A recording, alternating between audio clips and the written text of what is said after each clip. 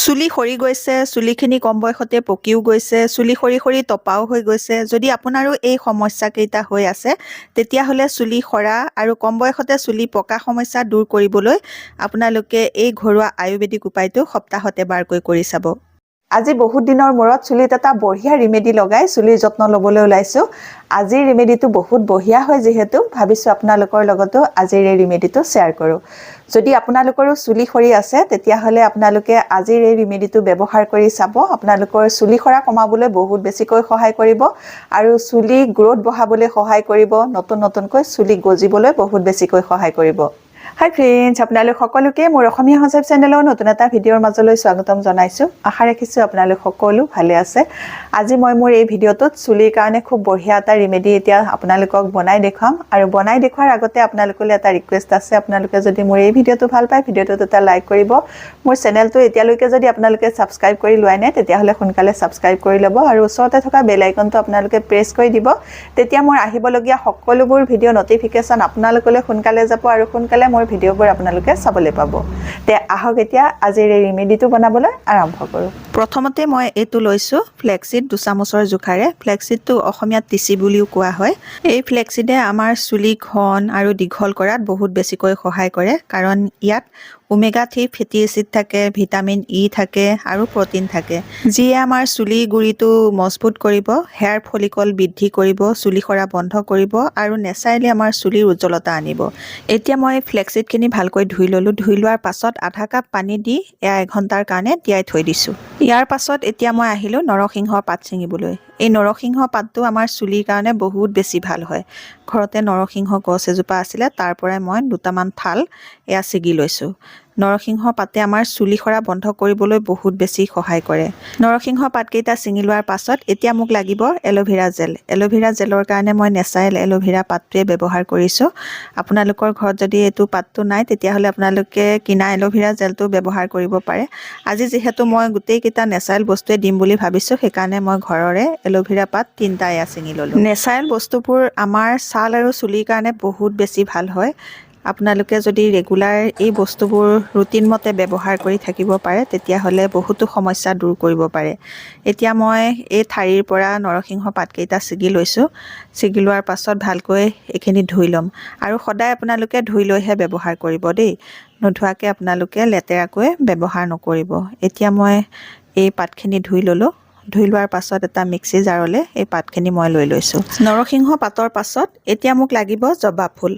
জবা ফুল মই 6-7 পাহমানৰ জোখাৰে ল'ম আৰু এই জবা ফুলে আমাৰ চুলিখিনি ক'লা কৰিবলৈ বহুত বেছিকৈ সহায় কৰে, চুলি গ্ৰোথ বঢ়াবলৈও সহায় কৰে আৰু এই জবা ফুলৰ যিটো ৰেণু, সেই ৰেণুটো মই এৰুৱাই লৈছোঁ। এতিয়া এই জবা ফুল কেইপাহো নৰসিংহ পাতৰ লগতে মিক্সি জাৰটোত ভৰাই দিলোঁ। ইয়াৰ পাছত লাগিব এল'ভেৰা জেল। এল'ভেৰা জেলটো আপোনালোকে নিজৰ চুলি জোখতে ল'ব। মই মোৰ নিজৰ চুলিৰ জোখত এয়া পাত 3টা আনিছোঁ। নেচাৰেল এল'ভেৰা জেলটো ব্যৱহাৰ কৰিবলৈ হ'লে আপোনালোকে পাতকেইটা কাটি লৈ ধুব। ধুই পেলাই এনেকৈ চিধাকৈ 20 মিনিটমান সময় থৈ দিব। চিধাকৈ 20 মিনিটমান সময় থোৱাৰ পাছত আপোনালোকে দেখিব এটা হালধীয়া ৰঙৰ পানী গৈছে। সেই পানীটো আপোনালোকে যাবলৈ দিব। তাৰ পাছতহে আপোনালোকে এল'ভেৰা জেলটো ব্যৱহাৰ কৰিব। সদায় আপোনালোকে নেচাৰেল এল'ভেৰা জেলটো ব্যৱহাৰ কৰোঁতে সেই তেনেকৈ ব্যৱহাৰ কৰিব। এতিয়া মই এয়া জেলখিনি উলিয়াই ল'লোঁ। জেলখিনি উলিয়াই লোৱাৰ পাছত এয়া মই মিক্সি জাৰটোতে এই জেলখিনিও ভৰাই দিছোঁ। এতিয়া মই যে তিয়াই থৈছিলোঁ এই ফ্লেক্সিডখিনি, সেই ফ্লেক্সিডখিনি লৈছোঁ আৰু এই ফ্লেক্সিডখিনি তিয়াই থোৱাৰ পাছত কোমলি গ'ল ভালকৈ আৰু ফ্লেক্সিড যেতিয়া কোমলিব এল'ভেৰা জেলৰ নিচিনাকৈ এটা জেল ওলায় এই ফ্লেক্সিডখিনিৰ পৰা। সেই জেলটো মই এতিয়া ব্যৱহাৰ কৰিম আৰু আপোনালোকে গুটিৰে সৈতেও ব্যৱহাৰ কৰিব পাৰে। গুটিখিনিও আপোনালোকে ইয়াৰ লগতে দি ভালকৈ গুড়া কৰি চুলিত লগাব পাৰে। আজি মই জেলটোহে লৈছোঁ তিয়াই থৈ, আপোনালোকে গুটিৰ সৈতেও কিন্তু ব্যৱহাৰ কৰিব পাৰিব। এতিয়া মই এয়া চেপি ৰসটো যিটো জেল, সেই জেলটো চেকি ল'লোঁ। এয়া চাওক, একদম এল'ভেৰা জেলৰ নিচিনাই হয়। এয়া বিজল হয় আৰু এতিয়া মই এইখিনি ভালকৈ পিচি ল'ম।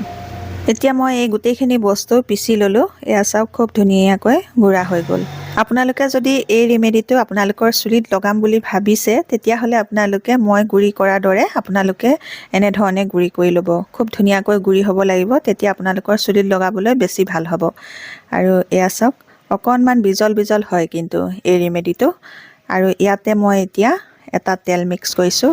এই তেলটো আকৌ মই ঘৰতে দুবিধ তেল মিক্স কৰি পেলাই বনাই থৈছিলোঁ। এবিধ হ'ল মিঠাতেল আৰু আনবিধ হ'ল তিল তেল।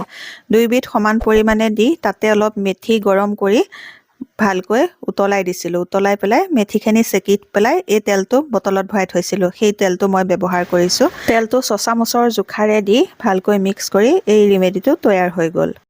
এতিয়া এইখিনি আৰু এইখিনি যিহেতু অলপ বিজল বিজল হয়, অকলে লগাবলৈ দিগদাৰ হ'ব, সেইকাৰণে মই মানুহজনক ক'লোঁ যে চুলিখিনিত লগাই দিয়ক।